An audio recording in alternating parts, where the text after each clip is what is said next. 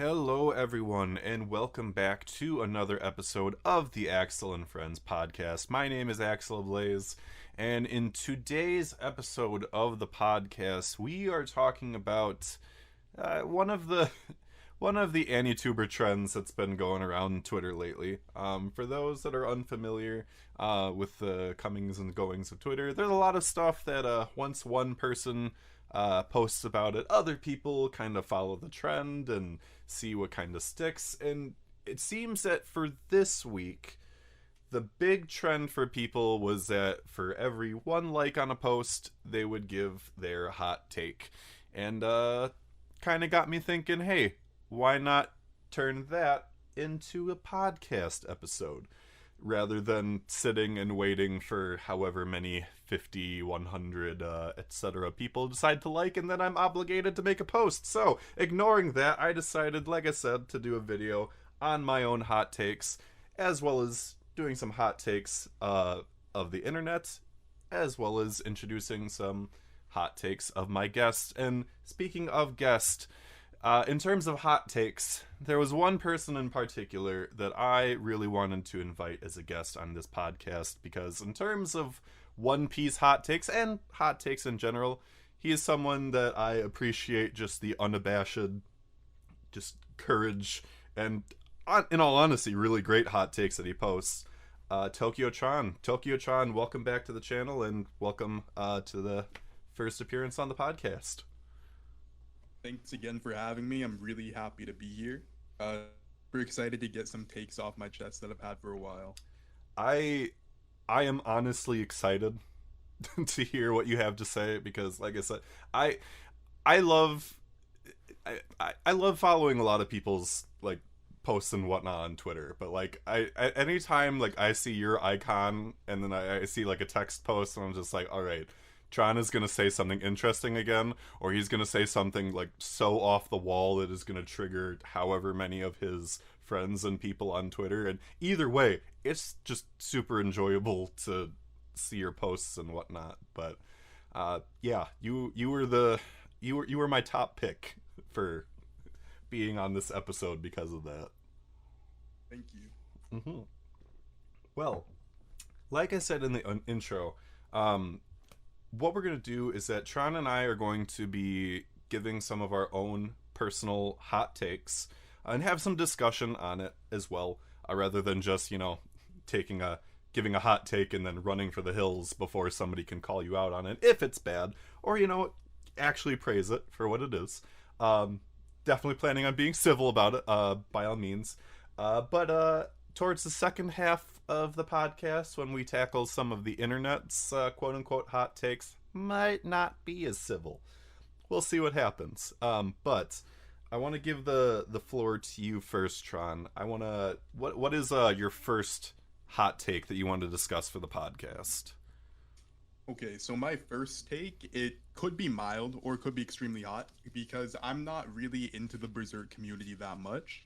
But the take is that the Berserk Falcon of the Millennium Empire arc is the best arc in Berserk. Very interesting. So I'm gonna admit to something. I have not even started Berserk yet. It's one of those, just like with like how with movies where like there are ones where it's just like, oh, you haven't watched this movie. Like, how can you say that you're a movie fan? Like, that's something with like Berserk. It's something that I'm going to read. Like, I'm gonna have like this whole Seinen pilgrimage thing, but that is the quote unquote best arc of Berserk is definitely a, I don't know if I want to say contested thing as much as like it's one of those things where it's like people generally have like one or two answers and like anyone else that has a different opinion is considered wrong, I think, for Berserk. So, like, I definitely want to hear your take on why it's better than some of the other ones, especially, like, some of the ones that are considered the best. Yeah, so, I started Berserk couple weeks ago, maybe. I always had the first 3 deluxe volumes, but just never got around to actually reading them. Relatable. So I decided to, so I first read the first arc, obviously. It was a pretty short introductory arc, and then I got to the highly acclaimed Golden Age arc. Mm-hmm. So for this one, I read the whole thing in the physicals first. Then I watched the 3 movies. I actually really liked the movie adaptation for this arc as well. But I think that the Golden Age arc might just be a tad bit overhyped. Um, I don't really want to spoil anything, obviously. Fair But enough. essentially, I think that most of the reason why the arc gets acclaimed or is widely appraised is because of the last maybe 20 chapters or so. Mm-hmm. The build definitely needed to exist in order for the last section of it to hit, but I don't think that that last section essentially carries the rest of the arc to make it the best one in Berserk. The thing that makes me think of, like, as like a comparison is honestly like the Chimera Ant arc from Hunter x Hunter, because like the Chimera Ant arc is long, and the Chimera Ant arc does have a lot of peaks to it, but there's a lot of just certain things are just kind of drawn out and whatnot, and like people still like acclaim like the Chimera Ant arc is like the best arc of Hunter x Hunter, but it's just like, certain chapters of it are really great, but are we really gonna apply that to like the whole thing? Yeah. And like, again, I can't really say anything to my own opinions on Berserk just because I haven't read it yet, but like you said, and I apologize if I say that you said it was the Golden Age, right? Yeah. So the Golden Age is like the one I see all the damn time. Like that is all people talk about. Similar to like, again, like Chimera Ant arc for like Hunter x Hunter. So like it's the fact that you have a different one, I do think is a hot take.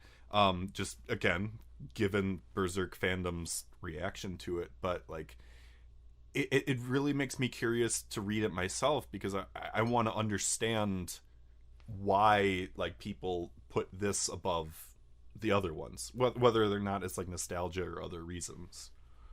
Yeah. But yeah, no, I think that's a great one to start off with, because of how big Berserk is, especially how big it is in the anime and manga space. So no, I appreciate that. Any other things you want to say on that take? Yeah, I think also the Chimera Ant arc was also a really good comparison, because the one way that I would describe Golden Age is I feel like it's remembered only for its peaks and for the best moments it had. Kind of similar to how when a lot of people say Chimera Ant's the best arc, they're probably referring to Meruem versus Netero, Gon's moment, maybe even Killua's fight, but they're not really even always talking about the whole arc and all of the slow moments that were needed to build to it. Right. So it's kind of hard for me in general, because I understand you need the slow parts to build to the peaks of an arc, but where do we judge an arc if it has insane peaks but really low lows, or at least boring lows?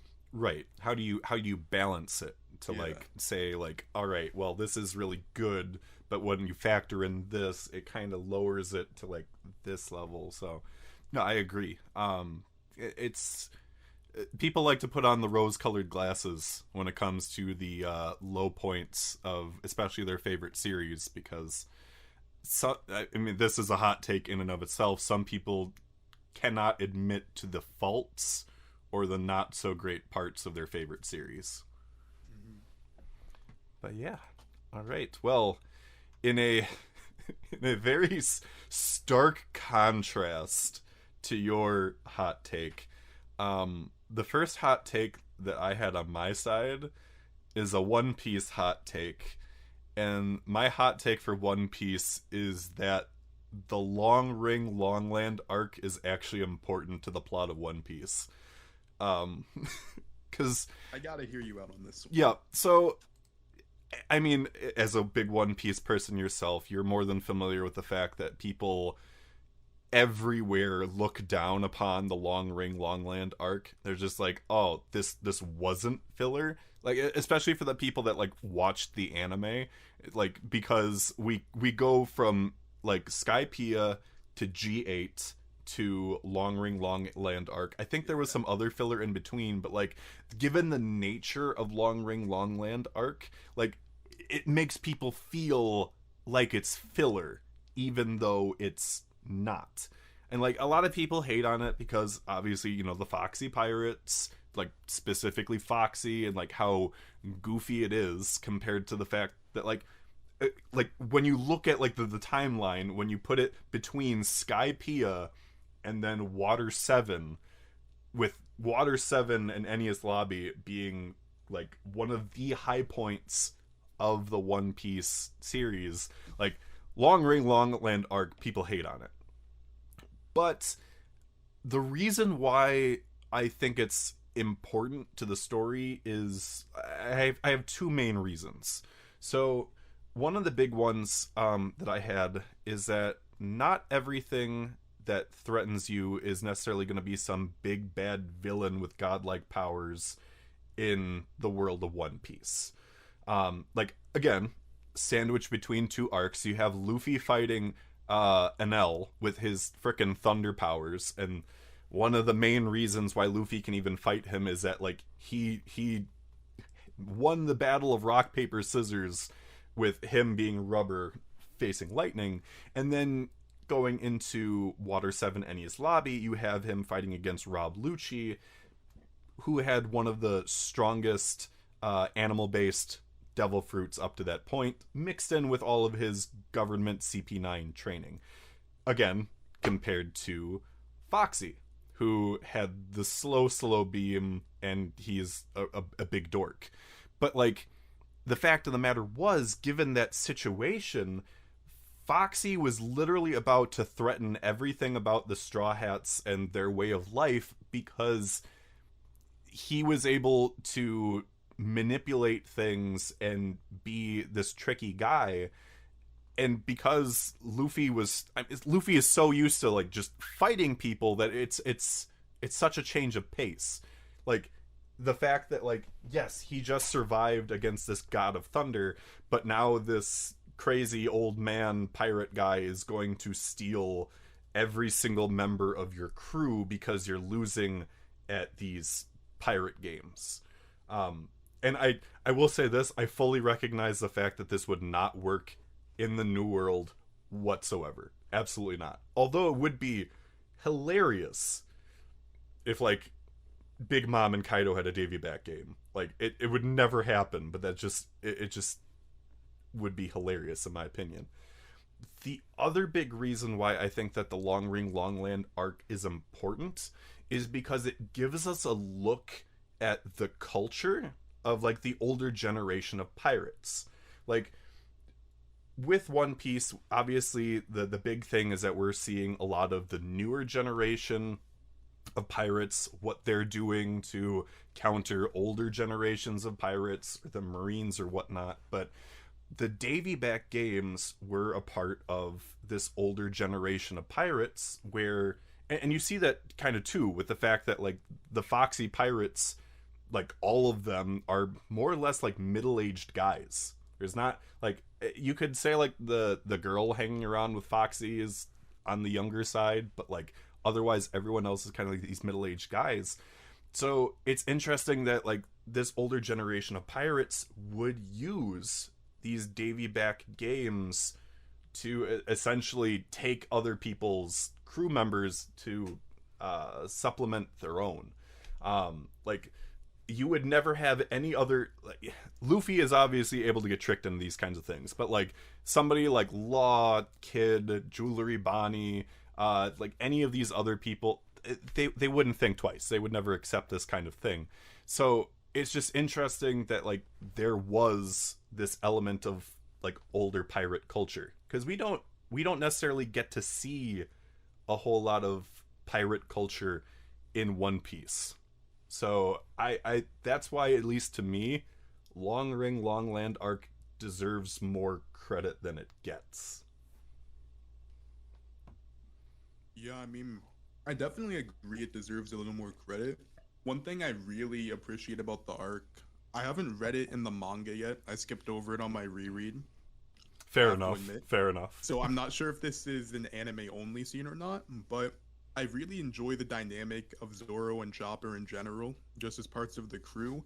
And I feel like what Zoro was saying to Chopper after he was like basically won to join Mm-hmm. the Foxy Pirates, it really told Chopper what it means to be a pirate, and also I guess it told the audience what it really means to be a pirate too, because I think in a certain respect, Chopper could almost be personified as the little kids watching One Piece, and Mm-hmm. Zoro's like an older brother figure. So like when Zoro's teaching Chopper about how to be a man, how to be a pirate, whatever, it can almost be seen as Oda telling his younger readers like important life lessons. Absolutely. I really appreciate getting to see like the different character dynamics between the different Straw Hats, and that's also like I think a strength of like the first half of One Piece prior to like the New World and whatnot. Because obviously with New World we get like a lot of fights and whatnot. We still get the character moments, but like that was definitely a bigger thing pre New World. So I agree with you. I think that is a great character moment between the two, that we got to see in the Long Ring Long Land arc of all things. But I do not blame you for skipping it the second time Yeah. through, because it like while I think it's important and I think like more people should give it credit, it's not, it's honestly not something that you have to watch or read more than once. Like once you've done it the one time, you've got it. It's not one of those things where it's just like, oh, gotta look for one of these like Oda foreshadowing things that's gonna happen like however many hundred chapters later. That was not the point of this arc whatsoever. Like they were able to use Foxy and his pirates for like filler episodes for the anime kind of later on, but like that was never really the point of this. So like I don't blame you for skipping it. I think it deserves at least that one read watch through. Yeah.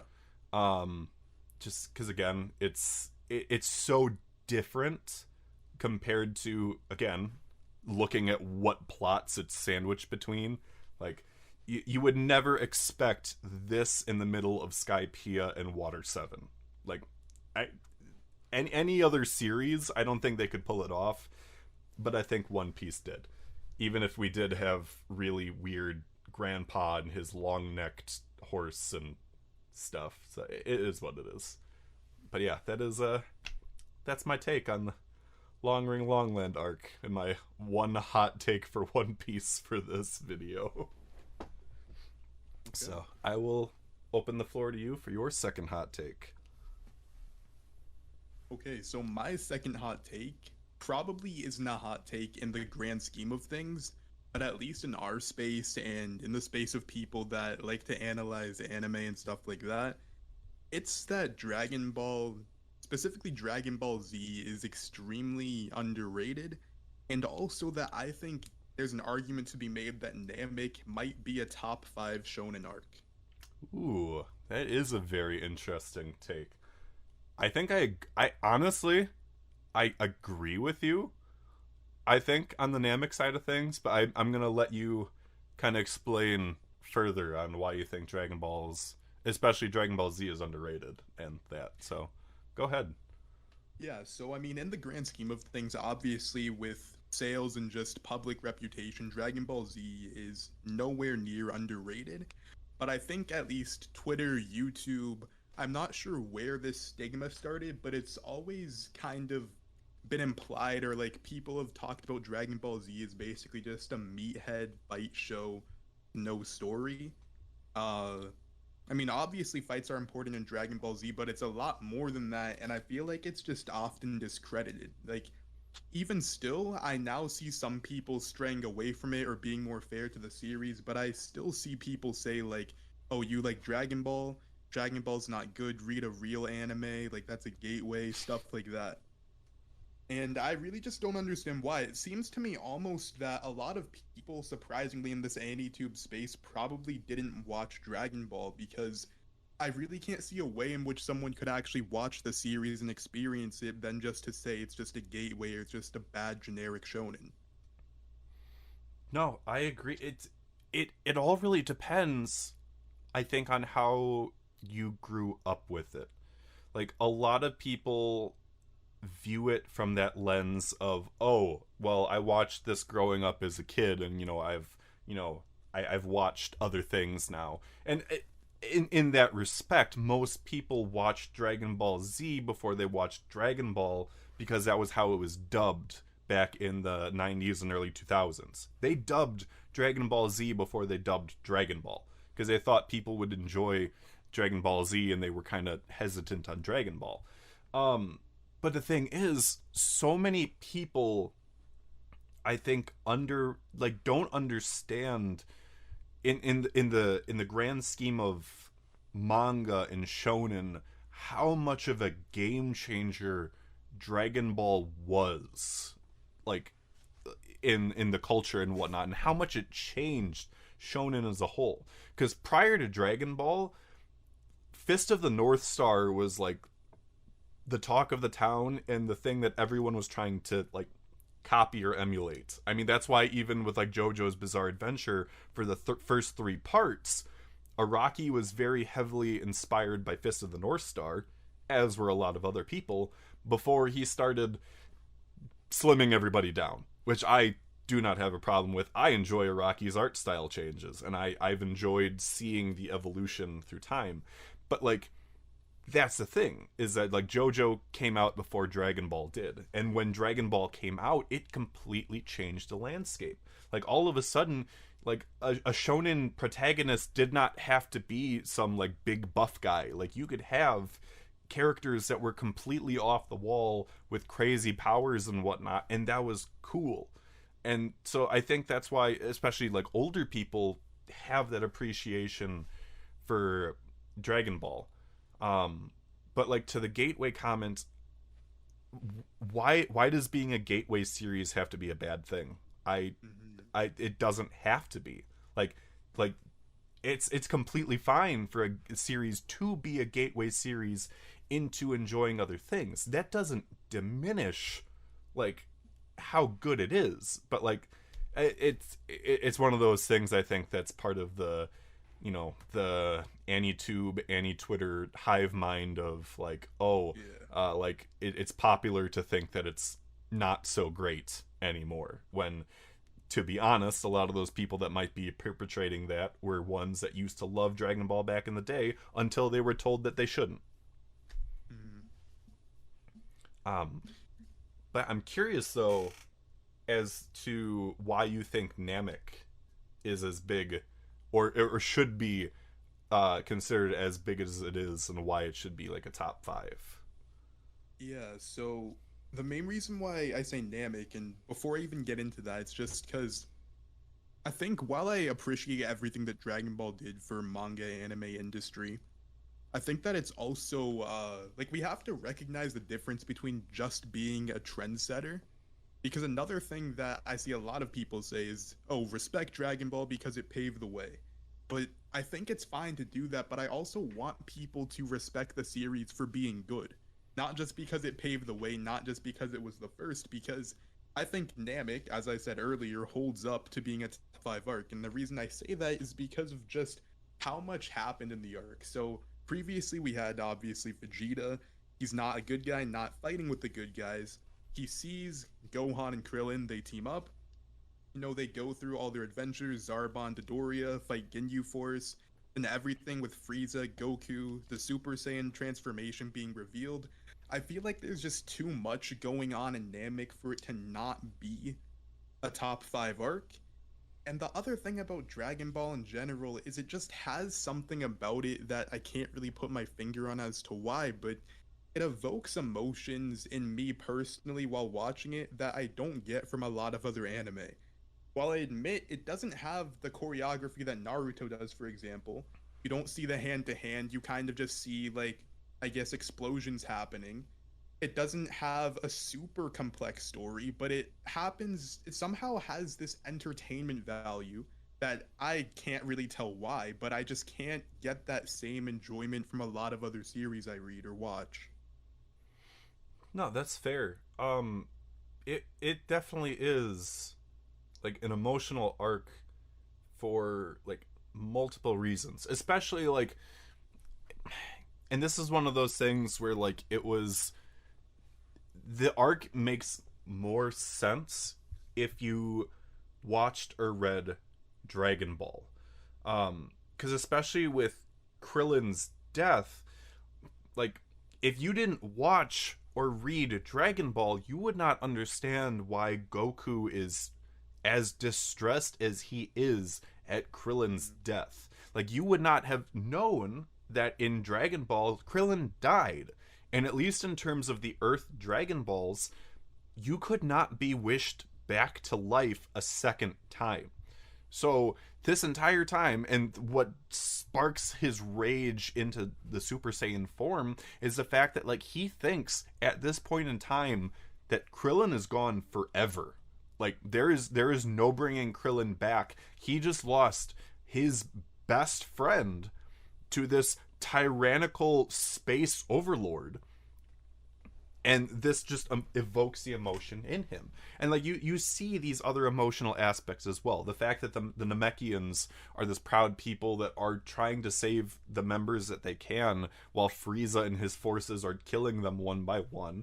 You see, again, Vegeta, like, who like is realizing his own inferiority, but continues to grow throughout this arc because of the Zenkai boost with Saiyans and whatnot.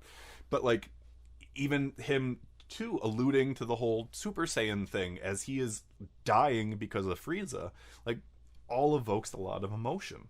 To the point of the choreography, and I do agree too, compared to like Naruto or whatnot, no, there's not a whole lot of necessarily as cool choreography here. And it is something that I miss from Dragon Ball, when there was still more of a focus on the martial arts aspect of it. But like even still, like everything involving Namek has a lot of high stakes, which I mean, another hot button topic on AniTube of, oh well, what this isn't high stakes enough. It's like, not, I'm sorry that 500 million people did not die for you to consider it high stakes.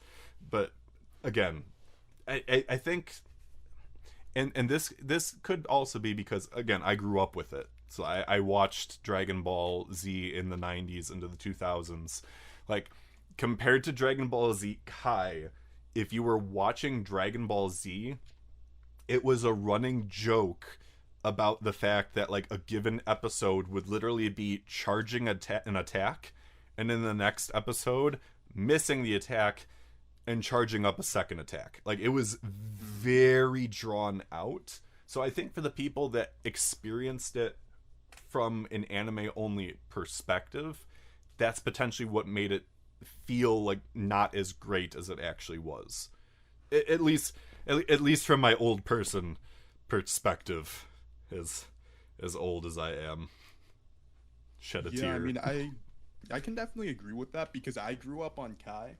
Mm-hmm. And that was like before I even knew what anime was, because it was just on like, I think Nicktoons probably or something like that. But I went to rewatch it, I got the Blu-rays. Mm-hmm. And like when I bought them, right, I didn't really like realize Kai was much different. Mm-hmm. And it definitely dragged a lot more than I remembered growing up. Yeah. Like a lot more, because I watched the Blu-rays like only a year or so ago.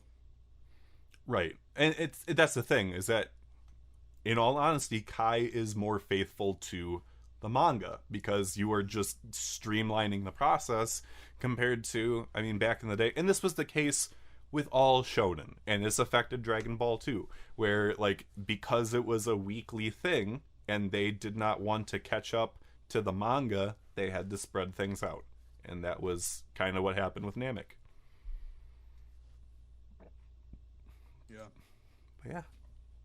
No, I appreciate your take on it, and I appreciate the fact that like that Namek in and of itself deserves to be a more recognized arc, but more people should respect Dragon Ball. It is not a bad thing to be a gateway series. It's not bad for like kids today that are just getting into anime And like, for example, if their gateway anime is My Hero Academia, Demon Slayer, etc., that's not a bad thing for it to be a gateway series, and I don't think that diminishes it in any way. It's sure it's not Steins Gate, I get it, but like it's fine. It's fine to be a gateway series, and that does not make it bad. Yeah. Anything else before we move on then?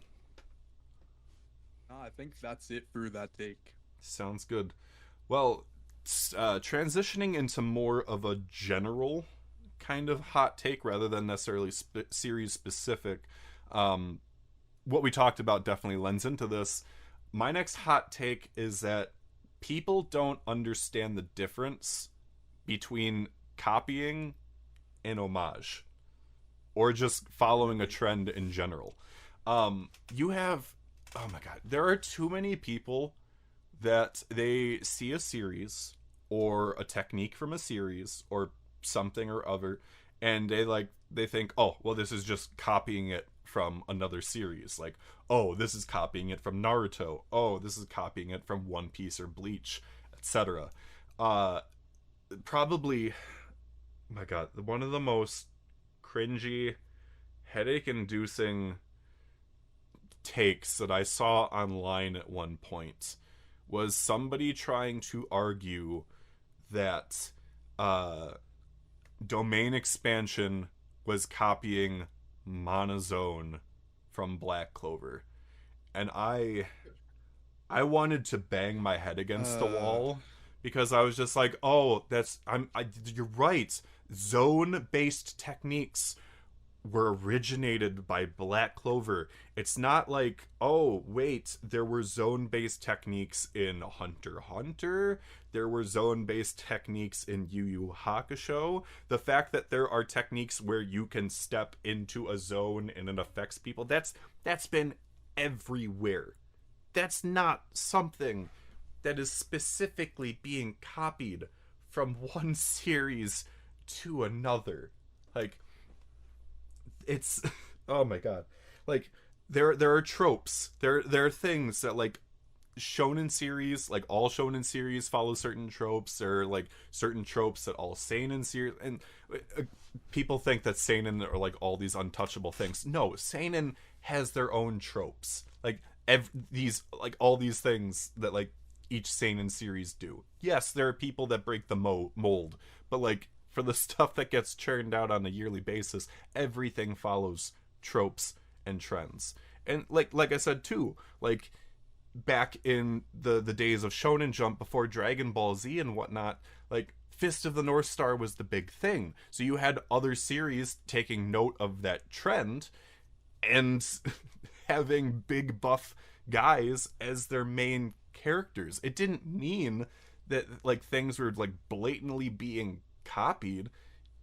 It was trends. And like for even like newer series today, like you have some people that might think, oh, Jujutsu Kaisen is copying a series like Hunter x Hunter or Bleach or whatnot, and it's just like, no, like the things that it's doing are an homage to elements of these other series. It's not blatantly copying them. But again, you have people online that are just like, oh, this is copying this is copying this. It's like, no, you're not.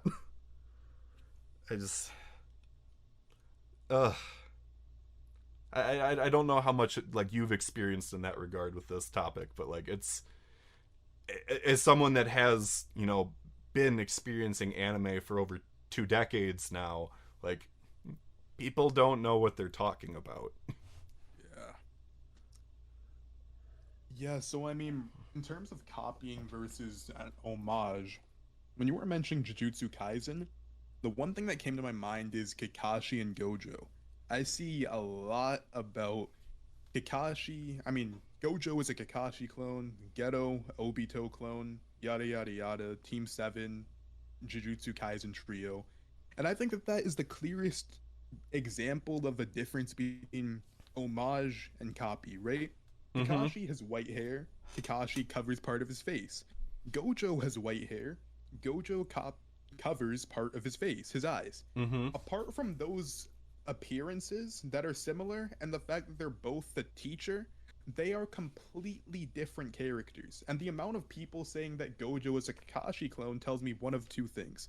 The first is that they either just can't look past the surface level similarities, or the second is that they didn't read one of the series. Because if you're to tell me that Gojo's character is anywhere close to Kakashi's character, they're really just not. I mean, even personalities, strength, their importance and significance in the series, Gojo couldn't be further away from what Kakashi was in Naruto. Mm-hmm. And along that similar vein, like, again, like the fact that like people will compare whenever a series has trios to Naruto. It's just like, oh well, this is the Naruto of the series. This is the Sasuke of the series. This is the Sakura of the series. Again, making a comparison to Black Clover, like, well, Jujutsu Kaisen first. Sasuke and why? Oh my god, why am I blanking on his name? I feel Megumi are nothing alike. But you have people that are like, oh well, Megumi is a Sasuke clone. It's just like, no, they're two very different deuteragonists. Like they have very different personalities, different techniques and whatnot, different backgrounds. Like they are not the same, but people love making that comparison, and they do it to like Black Clover too. It's just like, oh well, Yuno is the Sasuke of Black Clover. It's like, hell no.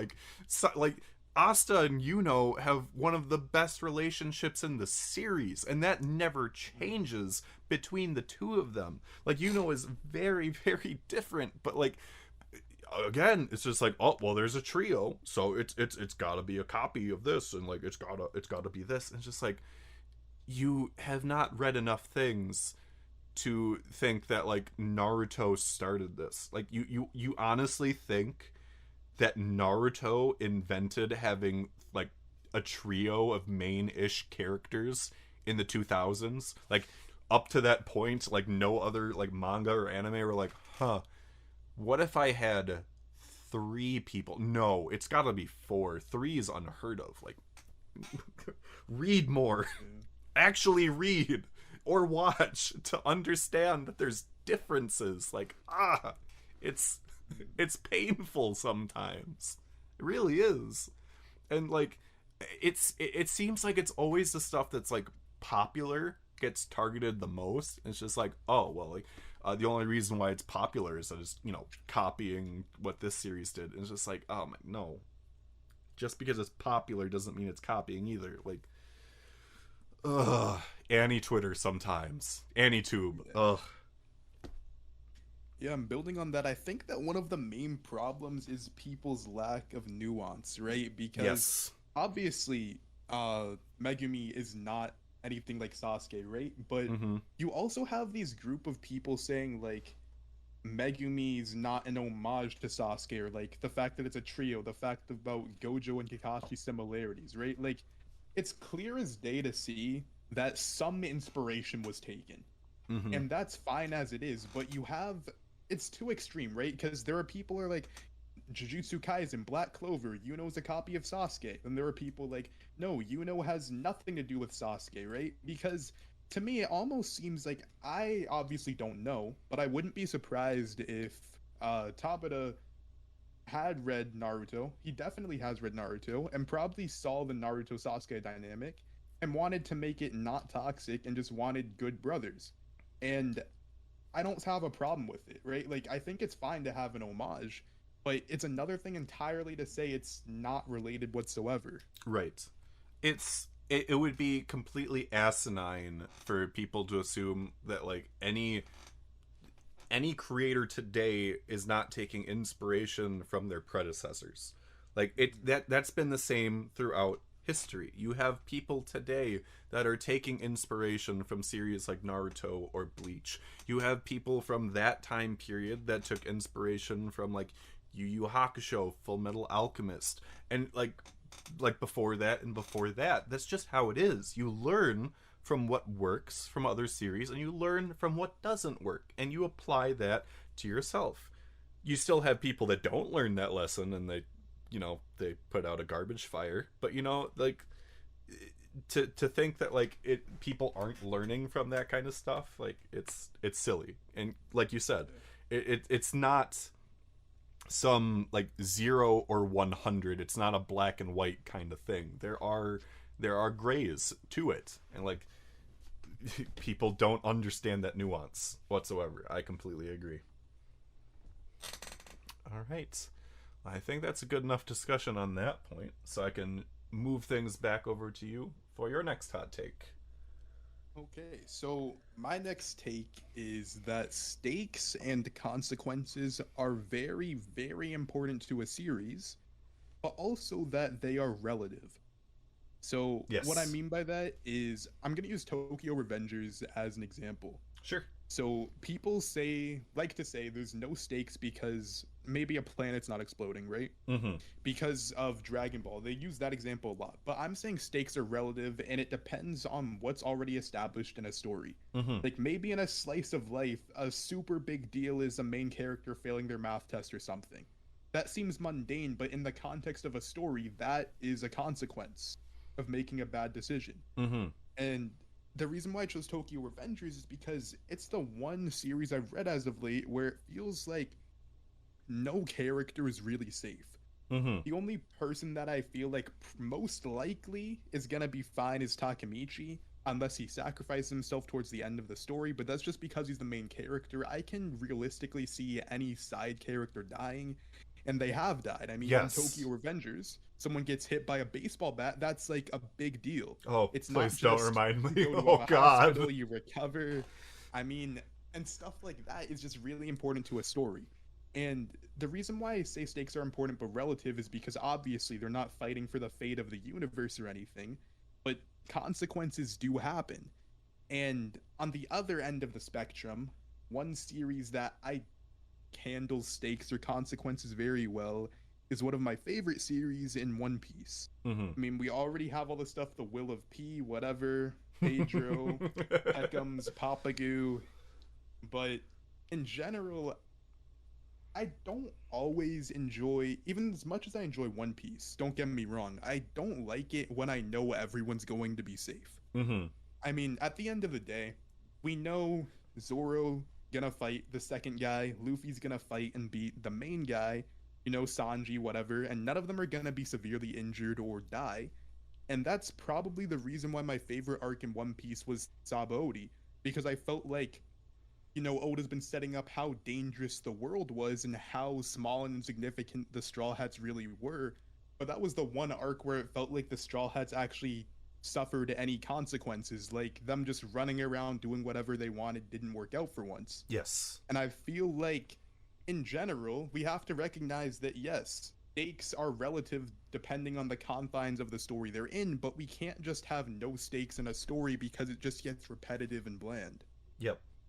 No, I completely agree. And that is a very good take on Sabaody as well, because I agree. Like, up to that point, they managed to make it through any situation that they were in. Up until that point, like, the two people that really had, like, the most technically happen to them were Luffy and Zoro, with Luffy already supposedly shortening his life based on the techniques that he used, and then Zoro taking on all the pain that he got in Thriller Bark. Like, up until that point, they were the only two that was just, like, really took stuff on, outside of the emotional side of things, obviously. But that also, I kind of want to extend the point that you're trying to make, that, like, stakes does not mean death. And I think that's a big thing that, like, too many people are like blood hungry, honestly. Like, especially the My Hero Academia fandom. It seems like, and because you're caught up on the manga, right? Yeah. Not that I'm gonna go into spoilers with that, but like, there were a lot of people that were like hungry for blood after a certain arc and were disappointed that there wasn't more of it, but not appreciating the other elements of, like, the results of that situation and, like, the current atmosphere in the world of My Hero Academia. That is stakes. That is consequences. Yeah. And like not enough people were appreciating that because there was like, oh, well, not enough people died or whatever. It's just like people don't have to die for it to mean stakes. It doesn't. Like, and but I mean, on the inverse side of that, I do understand that when, you know, people do go through something and you think that they're going to die and then they don't die from whatever plot device that prevents them from dying, like you said, the will of P, like it does lose that sometimes. But again, stakes does not always mean death. Like there are other consequences and whatnot to their actions, but it is great to see when there are consequences. Like when there aren't consequences, like it does lose some of that impact. And I think that is one of those things where it's like, I think that is sometimes lost on Tokyo Revengers because it is a time travel series. Like so many people think, oh, we'll just, you know, time travel and get to fix it. But then you find out like, no, if somebody dies in the past, they die in the past. There is no redo on stuff that happened back then. There are branch timelines for stuff that happens in the future, but anything in the past is permanent. But again, because it's time travel related, you have some people that are just that gloss over that fact. Yeah.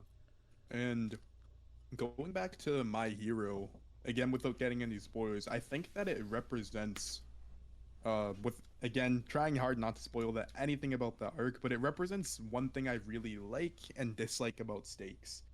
So, the one thing that I don't really like is padding out deaths. So what I mean by this is, yes, I don't need a lot of people to die, but I also don't like it when, you know, characters that in the grand scheme of thing no one really cares about, when they die, and like that's supposed to be some sort of stakes, because I don't think that it's just numbers. It's supposed to be stuff that has emotional impact. And honestly, I don't think the deaths really had that, but the stakes that I did like weren't the deaths at all. It was everything that came about from that arc. Again, without spoiling anything, it's like the whole world got flipped on its head. Everything that we knew before, no longer a thing. It's like, and I think that what happened as a result is probably more important than any death that could have happened, besides maybe if Deku or Uraraka or Bakugo died. And I think to go along with that too, like, yes, like it. I think showing the numbers of like however many people die is important. Like, yes, like if there are ones that you don't understand, like it doesn't bear as much weight.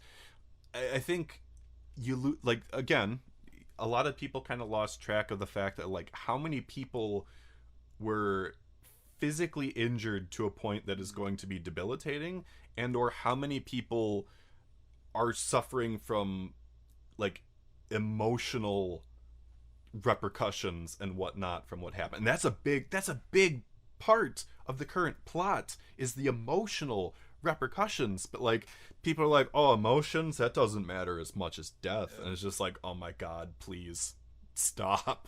But like I agree, it's you see the good and the bad in this arc, and you see the good and the bad from the fandom as well. But that's fandoms for you, honestly. Yeah, I mean, one other thing that I just got reminded of when we were talking about stakes is the end of the Shibuya incident arc in Jujutsu Kaisen. And I mean, yes, that one, I think it was a double page spread, just black background with a ton of boxes explaining what happened. That is probably like one of the best chapters of the series for me, because again, maybe not necessarily our main characters died, but death isn't even really what matters. The whole universe of Jujutsu Kaisen is completely different. I mean, This whole secret society is basically out. All of Japan is in shambles. I mean, that alone is more impactful than any one death could have been in the series. Mm-hmm. And not that there weren't Yeah. impactful deaths from it, but like that's the thing, is that because of all the changes that happen, and like, but you have people that undermine that chapter because it's like, oh, it's a Hunter x Hunter chapter where it's just Yeah. covered in text, and it's just like, oh my god, like you don't understand that based on the delivery, what that delivery implies, like the crazy overlapping like thoughts that are going on is just like, these are all important things, but it's just this cacophony of all this stuff happening at the same time that it's crazy, and that is relayed in those 2 pages for the people that understand the nuance. And as we've discussed, there are a lot of people in the anime community that don't understand nuance, so you know, it is what it is. But that is a perfect example. All right. Well, anything else on the topic on your end then? I'm good. Sounds good. Well, moving back to a more series specific take from me. And this is probably going to be a really weird hot take, but I'm going to go with it because yeah. Um especially considering Annie Twitter, Annie Tube's opinion on the series. I think that Fairy Tail deserves more credit as one of Kodansha's best-selling series. Preach. Like, so I am an unabashed Hiro Mashima fan. I will say that. Fairy Tail is not my favorite series from Hiro Mashima. My favorite is still Rave Master. And I will admit, I enjoy Eden Zero up to this point more than I enjoy Fairy Tail. But there are way too many people that shit on Fairy Tail despite the fact that it is one of the best-selling Kodansha series of all time. And I don't think enough people understand that. Like, Yeah. so if you go on Wikipedia and you actually look up the series that are like the best-selling manga series of all time, obviously you see One Piece at the top. Obviously. You see other series toward the top like Naruto, Bleach, Slam Dunk. Obviously Demon Slayer has just crushed things. And Attack on Titan is Kodansha's biggest selling manga of all time at this point in time, having sold over 100 million copies. But for Fairy Tail, it's the 6th best selling Kodansha series of all time, only behind Attack on Titan, the Kandaichi Case Files, Hajime no Ippo, Sazai-san, and Vagabond. Yes, Vagabond is a Kodansha series as well, which I just kind of in general, there are a lot of people that still don't understand that there are manga series that come from places other than Shonen Jump, Yeah. or Weekly Shonen Magazine. Like there are other magazines and whatnot out there, but I mean, to give credit or to make people feel a little bit better, I mean, that's just kind of how we were exposed growing up. I mean, like Shonen Jump had such a big presence in the West, and the other magazines and publishers didn't until recently. I can tell you, as a comparison, like if you go to Barnes and Noble now, with how many shelves of manga that you've got from all these different publishers and whatnot, it's a very different compared to what it was 10 years ago or 20 years ago. And I appreciate the fact that we're like seeing more, but I digress. Off topic here. There are so many people that like they shit on Fairy Tail because, speaking to your last hot take, there are a lot of people that think, oh, there aren't stakes in Fairy Tail. Which, to be fair, there are a lot of people in Fairy Tail that avoid death, like a lot. Like, it's not until you get like much later on in the series where you actually see like important characters die that aren't side characters. Like, I've made the joke for like the longest time of just like, oh man, all these villains died, and like Gray is alive 5 times. Who's dead? Who do we know is dead? Oh, it's Simon. It's just Simon. Like it's and like the farther you go on into the series, there are like so many other people that avoid death too, and it's like, I get it. There are other stakes in the series. yes, the power of friendship is something that prevails a lot, but when you look past all that, like, Fairy Tail connected with a lot of people for it to sell as many copies of its manga that it did. But again, it's another one of those series where, like, the anime community tells you that it's popular as shit on Fairy Tail because of those things, um, even though it was as big as it was. Like, and again, I am of the mindset that Rave Master and Eden Zero are better. Rave Master and Eden Zero both, in my opinion, do have stakes that are more consistent and more consistently executed. But Fairy Tail, at the end of the day, was a much bigger series than either of those other two. And honestly, I just want my hot take really here is just for more people to recognize that, because not not that like sales means quality and whatnot, because that's, you know, a very popular argument on Annie Twitter and whatnot when it fits somebody's agenda, but when there's something that doesn't, they like to ignore it. It is what it is. But yeah, it's just one of those series where I think more people need to just respect the fact that it was as big as it was. Yeah, and I mean with Fairy Tail for me, so I have completed the Fairy Tail anime. Mm-hmm. I do also have to admit I did drop it for a couple months. Not even because it was bad or anything, you know, I just wasn't actually watching anime at the time. It was also after in between arcs, but I think for me, one main problem I have with Fairy Tail is it's from the power scaling aspect of it, right? Like, I Yes. understand power scaling, whatever, what have you.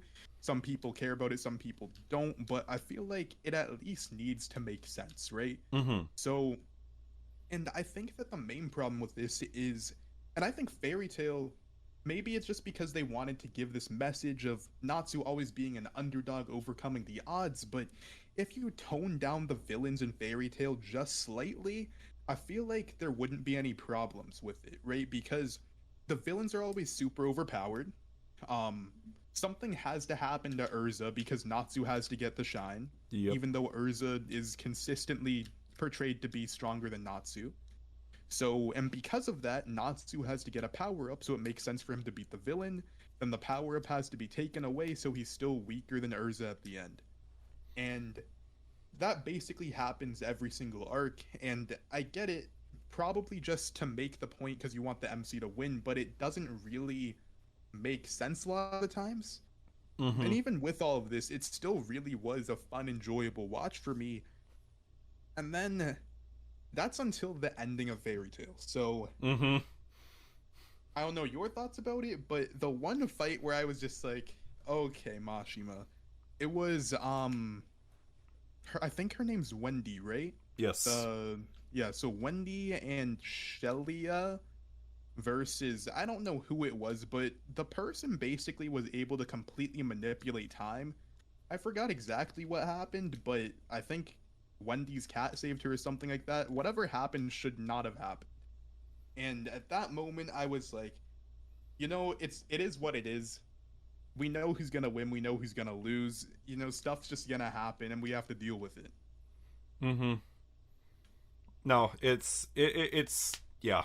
I'm not a fan of the final arc of Fairy Tail whatsoever, because it's just one of those things where it's just like, well, we're going to the end, and for the most part, people will make it out at the end, but you know, it is what it is. And again, that's why I like Rave Master and Eden Zero a lot better, because I think that there's more consistency with it. Rave Master in general is actually one of my favorite series of all time, and I am still working on getting all the physical books, and that is just a hell in a handbasket trying to do that, just because they are very hard to get. Damn you, Tokyo Pop, for going out of business at one point. But again, it is what it is. It's just, Rave Master was a series that consistently had stakes. There were losses. There was a clear path of growth for the main character in terms of collecting rave stones and or acquiring new forms for his sword. And even for like the other characters, like there was like a clear path of growth as like they were gaining more things along the way. Whereas Fairy Tail, like you said, is just like, well, Natsu is the underdog, he gets beat up, the final fight drags on to the point where Natsu can finally beat the main villain, rinse and repeat. It would have been great to see, you know, other characters really get to shine more and potentially beat the final villain, but that in and of itself is just a shonen trope too, of that like the main character has to beat the main bad guy. So which obviously we're experiencing that once again with One Piece, and we'll see what happens there. But you know, it's just, that's a shonen trope in and of itself. Not that it's a bad thing, but yeah, I don't think at the end of the day, I don't think Fairy Tail is a bad series. I think it gets too much crap on it, and unrightfully so. Yes, it follows tropes and whatnot, but it was big enough for it to be one of the best selling Kodansha series of all time. So that's my stance on that.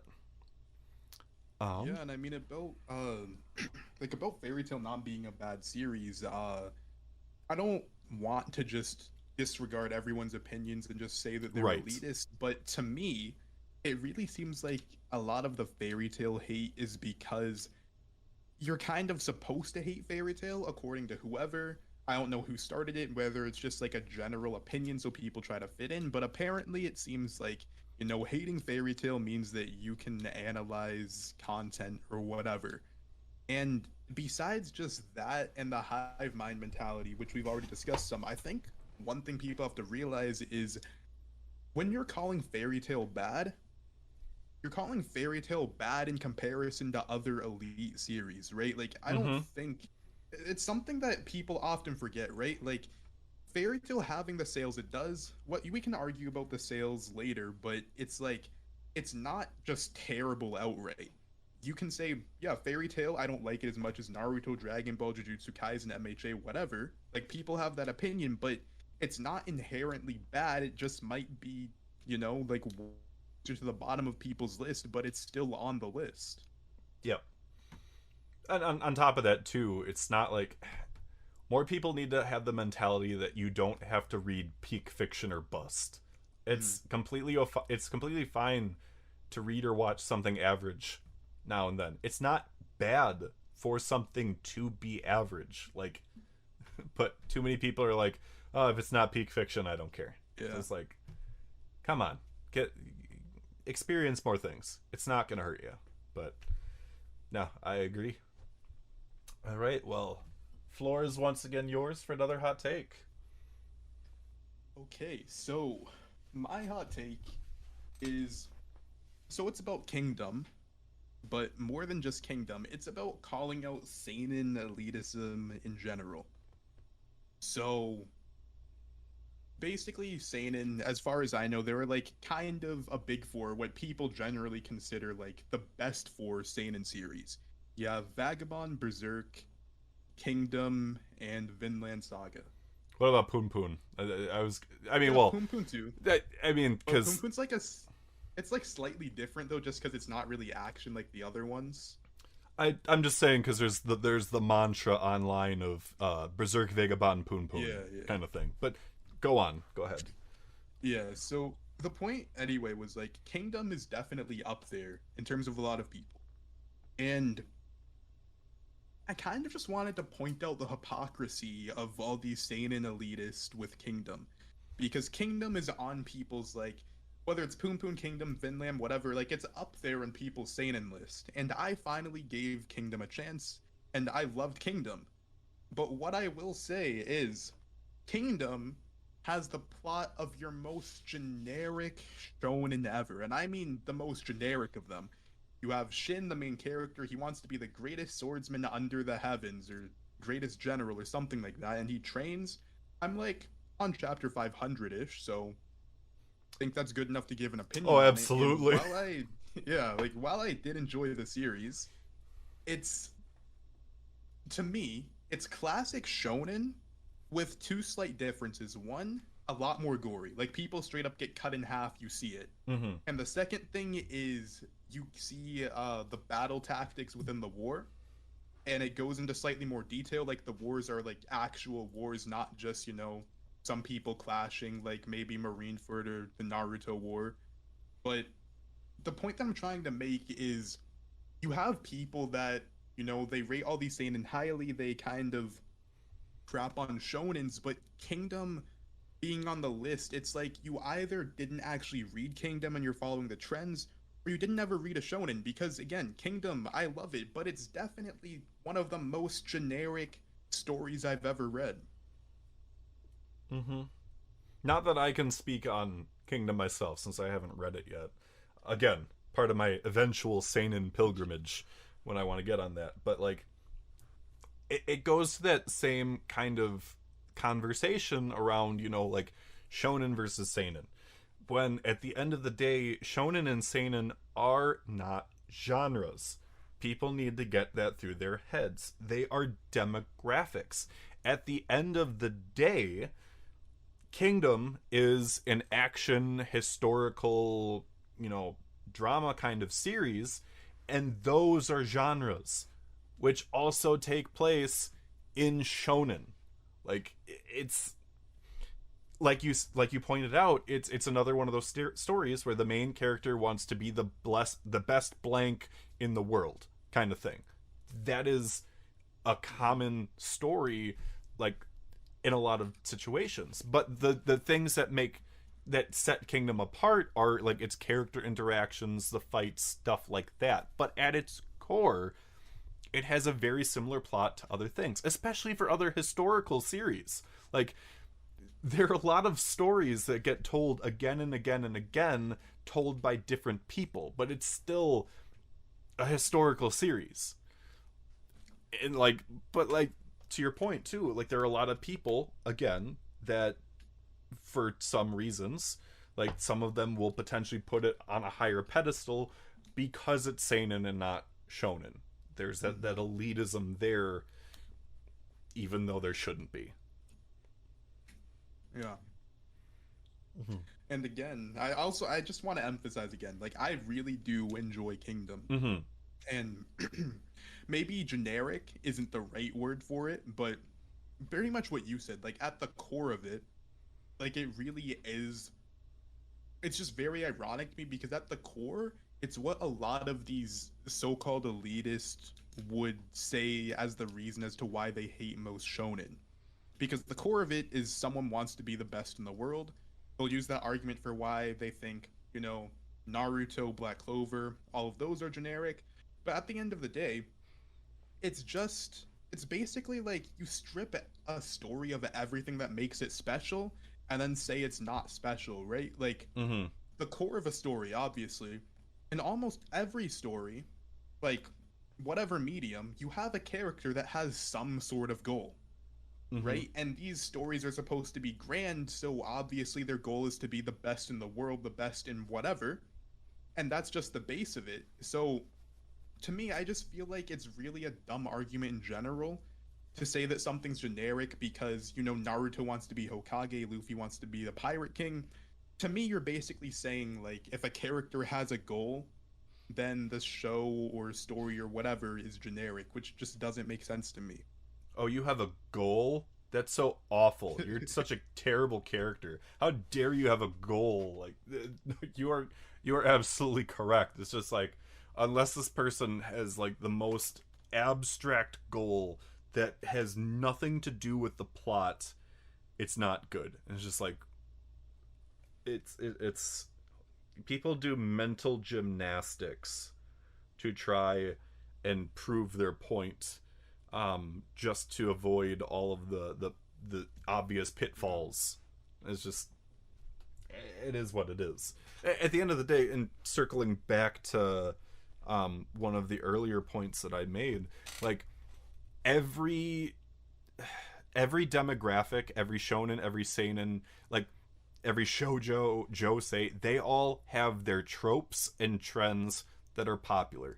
And they are used again and again and again by multiple series. You aren't exempt from trends and tropes just because you're one demographic. Just because you're seinen does not mean that you completely avoid trends and tropes. That's not how it works. Now, that being said, again, there are series that break the mold. Not everything, well, for seinen, not everything is this gory fight fest. Like, that's not all that seinen is. Sometimes a seinen is a series about a girl that has a dinosaur for a roommate. That is an actual thing. That is a seinen series. You wouldn't, based on, people's opinion, you wouldn't necessarily think that's a seinen series because, it doesn't fit in that seinen vein. But again, those are the same people that think that seinen is a genre rather than a demographic. It's not. Yeah, and I mean, one last thing on the whole seinen thing. I just think that it's kind of funny because if I were to break it down in the same way that people break down a lot of shonens, I would say, seinen is about some guy that went through a traumatic experience and now they isolate themselves and they kill everything. And then I would just say, it's a generic seinen. Mm-hmm. But again, it's just doing a disservice, right? Because, obviously, there's a backbone to certain stories that get reused and recycled, but it's everything on top of it that makes them special. Yep. That's like saying, Guts has trauma in Berserk. That's just a typical seinen. Like, oh my god, no. But yeah, again, the same thing. Like, you have those people that say that about shonen. It's really obnoxious. Mm-hmm. All right. Well, for my next hot take, actually speaking on a genre, in my opinion, romance is the most underappreciated manga genre. I think it is the most underappreciated manga genre. And so what I want to explain with that, when it comes to romance series, and I don't know if you've necessarily noticed this trend or not as well, but most people don't tend to talk about a romance series unless it's been turned into an anime. Like, yeah. For any of the popular ones. Right. For any of the popular ones, it's just like, Rent a Girlfriend wasn't popular until it was an anime. Kaguya-sama wasn't popular until it was an anime. A Silent Voice technically is a romance as well. Wasn't necessarily popular until it became a movie. But the thing is, some of the most popular series in Weekly Shonen Jump and Weekly Shonen Magazine right now are romance series, and people aren't talking about it. I should say on the Shonen Jump side of things, people are finally taking note of Blue Box, and it deserves it. Blue Box deserves all of the recognition, and it is crushing things as a new romance series. Holy crap. But on the Weekly Shonen Magazine side of things, over a third of the magazine is romance series. And I think that will blow people's mind that the next competitor to Weekly Shonen Jump is so heavily dominated by romance series. So, and I guess to that point, when I say that romance is the most underappreciated manga genre, I should say that about the West. Because obviously in Japan, it sells enough for them to make as many series as they do about it. For Weekly Shonen Magazine, one of its top selling series right now is A Couple of Cuckoos, which is by the same creator of Yamada-kun and the Seven Witches, which is a romance that I definitely recommend for people that enjoy romance series. But A Couple of Cuckoos was breaking Kodansha record after Kodansha record last year as a new series, which is crazy to think that a romance series is doing that well. But again, Japan eats it up. In the West, it's not an anime. We don't care. Which, I don't know. I think that's why, at least for me, it feels like an underappreciated genre. Along with the mecha anime series, genre, the mecha mech genre has definitely dropped off compared to where it used to be. But I think romance in general is definitely underappreciated. But I'd like to hear your thoughts on that. Yeah, so I can actually speak on it from the other side of things because I am your stereotypical like action anime fan, I guess. Mm-hmm. Although I do have series like, Steins Gate, especially like Steins Gate's probably in my top 3. Mm-hmm. Uh Code Geass I also love. But and I even have watched like some other anime like Japan Sinks, whatever, what have you, but for some reason I still basically have never seen a romance anime. And the thing that's weird about it for me is because I will watch like dramas, sitcoms, like live action, like just Americanized shows like that, Mm-hmm. that definitely do have a lot of romance in them. But whenever it comes to anime, I've just never seen one. Mm-hmm. And yeah, I feel like it's an interesting perspective because I'm not even sure what it is. Like maybe it's still some kind of stigma about it. Mm-hmm. Because like it seems weird, right? Because like obviously I have an anime YouTube channel. I talk about anime with all my friends and stuff. But like why is it that like like romance anime might still seem a little bit weird or a little bit like I don't know the word for it really. But I hope you get what I'm trying to say. Yeah, no, so if I were to put kind of like my thumb on it, like I would say that like part of it, because we've talked about trends and tropes. I think there might be a lot of people that think, oh, well, you've seen one romance series, you've seen them all, which is not true. Like, obviously, you're going to have a lot of trends and tropes from series to series. You're going to have a lot of similar personality types. But the big thing that is a draw for romance series is the character interactions. And like you get very different character interactions from romance series to romance series. And like on top of that, you have some series where like the couple or whatnot will get together right away, or you'll have other series where it's just like will they, won't they, which one will he pick, and you find out in the final episode chapter kind of thing. Like, and it you have anywhere in between with those kinds of things. But like I think that's one of those things where it's just like, oh well, I've seen this romance, and like how can it be that much different compared to this other one unless they involve crazy powers or stuff like that. And I used to be a person that I was, very much into all the battle heavy stuff myself. Like as I started getting older, I started to appreciate character interactions more, and that's when I started getting into more slice of life stuff and more romance stuff as well. And some of my favorite series, especially for anime, and like I have read manga romance series as well, but a lot of my favorite ones are romance. Like, and I enjoy the character interactions that they have. Like one of the big ones that just ended last season was Fruits Basket the Final, which in my opinion absolutely deserves to be in the top 10 on Mal, even though Mal does not matter in the grand scheme of things. But like Fruits Basket is such a good romance series, and the anime was able to capture just the peaks and valleys of like the different like emotional responses and interactions between these characters. And I cried several times throughout like the end of the series because of all these emotional moments. And I love series that can draw out these emotions from me. And like I've had visceral reactions to certain like scenes and like events in series. Like I have been emotionally devastated sometimes, but it's so enjoyable and I still come back to it every single time.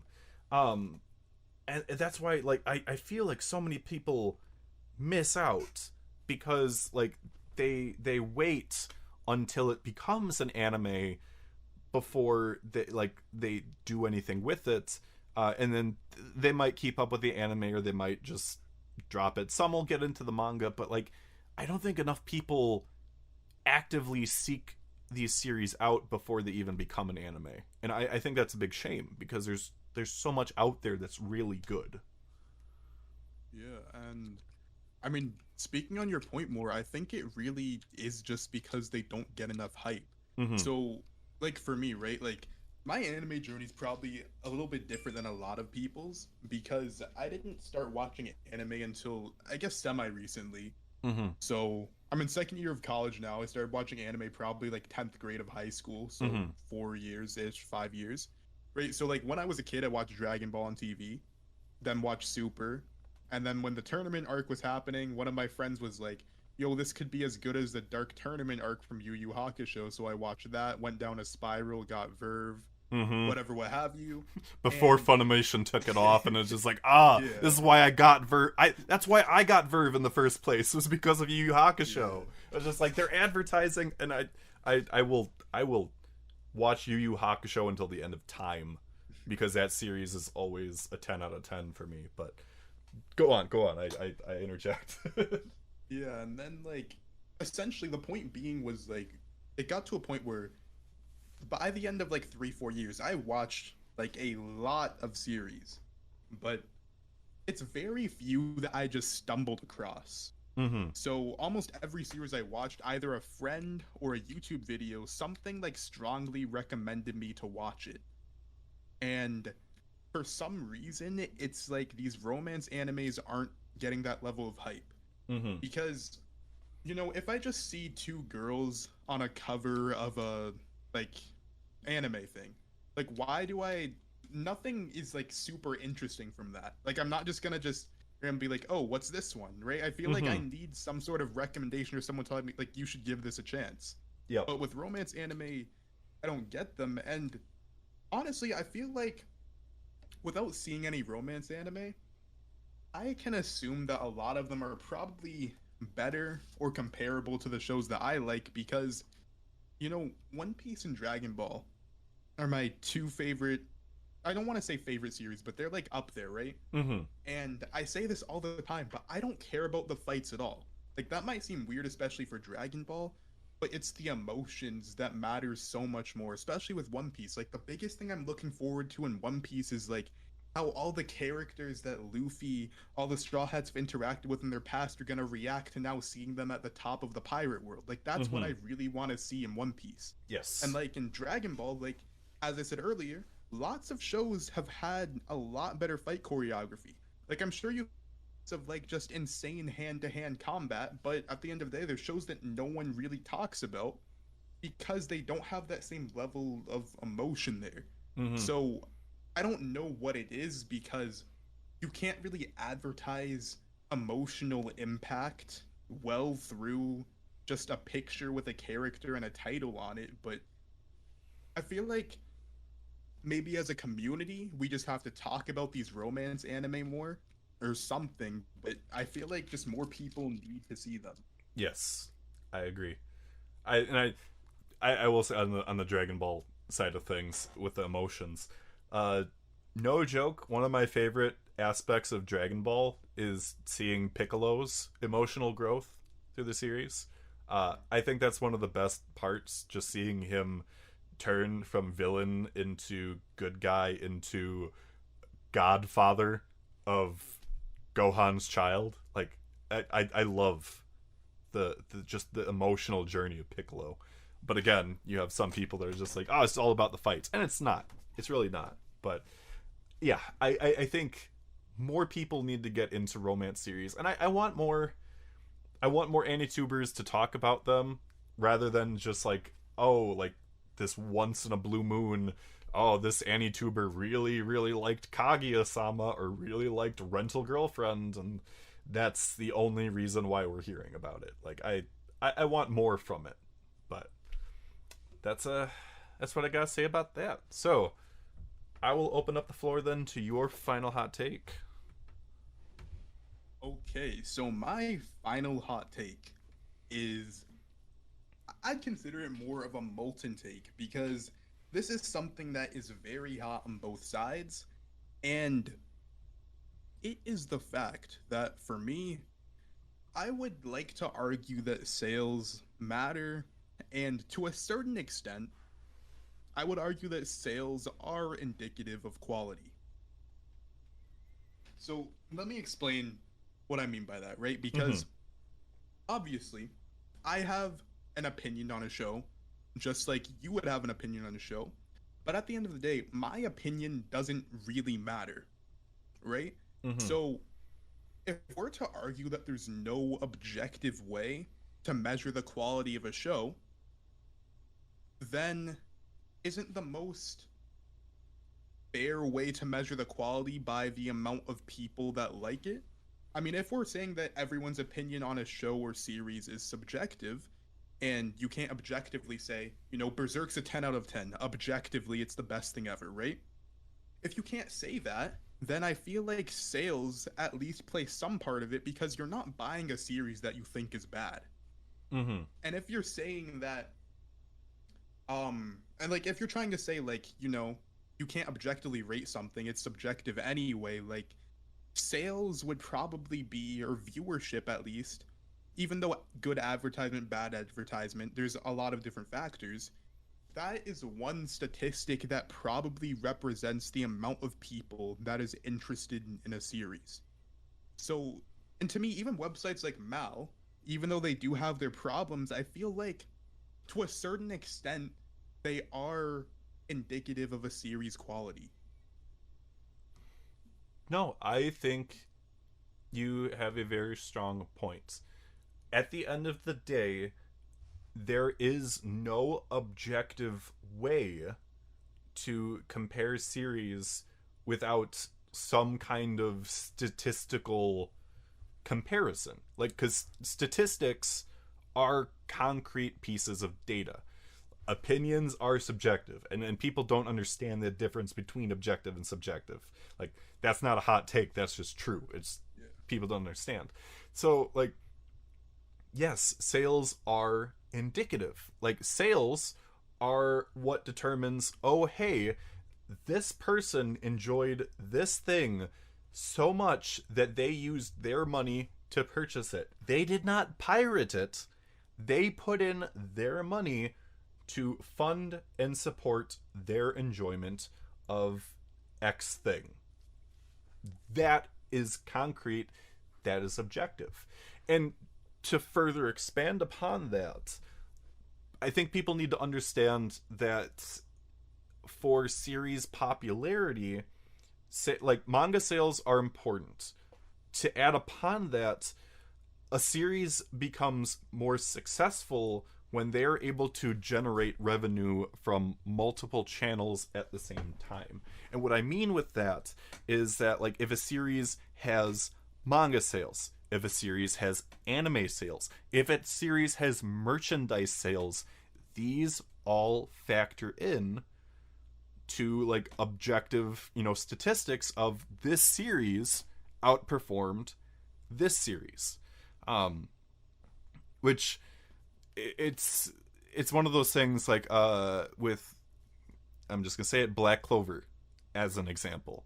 There are a lot of people that, like, will judge Black Clover solely based on the manga sales, and I will recognize this. Black Clover loses out to series like My Hero Academia or Jujutsu Kaisen in terms of manga sales.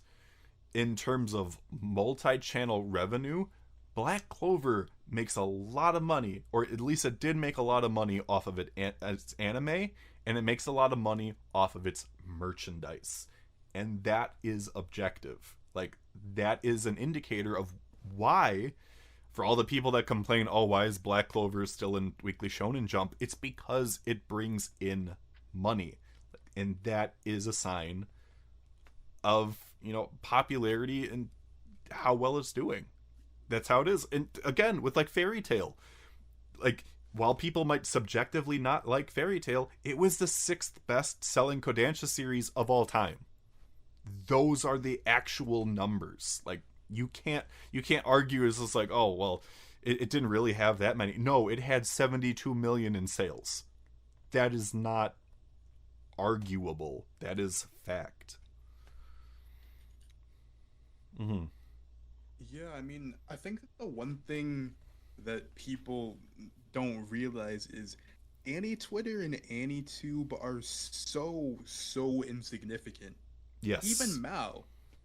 at the end of the day, there's not that many. Because even me, someone who's super into anime, obviously have an anime manga channel. I don't use Mal. I have never used Mal. So how many people do you think, realistically, I don't know the numbers obviously, but it's definitely a very low percentage of people that will read a series and then rate it. Mm-hmm. And because of how insignificant, Annie Twitter, Annie Tube is, people like to say objective, subjective.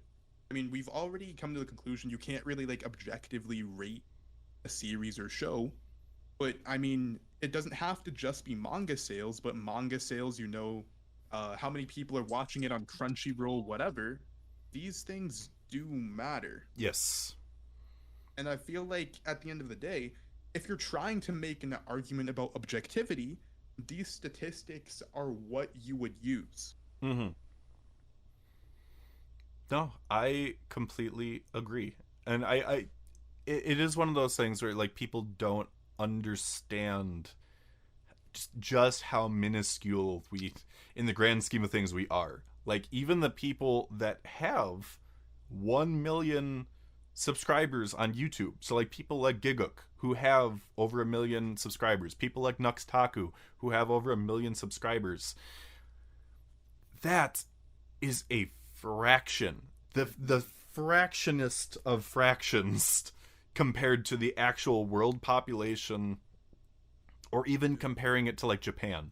Like it is so tiny in comparison. And even then, how many of those people are actually contributing to the sales and actual, success of these series that they, are either in support of or not support of? Like, how many people are just pirating content or just or not buying things? Like, you're not doing your series any favor compared to all these people in Japan that are regularly buying this stuff. Like, you do not matter in the grand scheme of things compared to all those people. So, And I mean, I know that wasn't really the point, but right, it I also know. brings up a no, not that, but like it also brings up like another interesting argument. Like I know how you mentioned like you're not doing your series justice. Like also this generation of people growing up on the internet with everything's free, right? Like you want to read Bleach, for example, you literally just Google read Bleach free. First link comes up, you're reading Bleach. Yep. And I mean, this is a completely separate topic, like completely, but I feel like, somehow these companies have to find a better way to source out their content. Mm-hmm. I mean, Shonen Jump's great. Yes. Like that is really great. Like 99 cents, whatever, $1.99. You buy that, you can read anything. Mm-hmm. But for mangas not on Shonen Jump, especially anime, I feel like, because personally, like I don't have a problem paying for stuff. Mm-hmm. Like that's why I bought Verve. I have Netflix, Funimation, whatever. But it needs to be able to use, like especially for Funimation. It's a real problem how I pay for Funimation. I have One Piece. I wanted to rewatch the dub, and I'm specifically avoiding it because of how crap the Funimation service is. Oh, you are not wrong whatsoever. You and I have talked about this too. Yeah.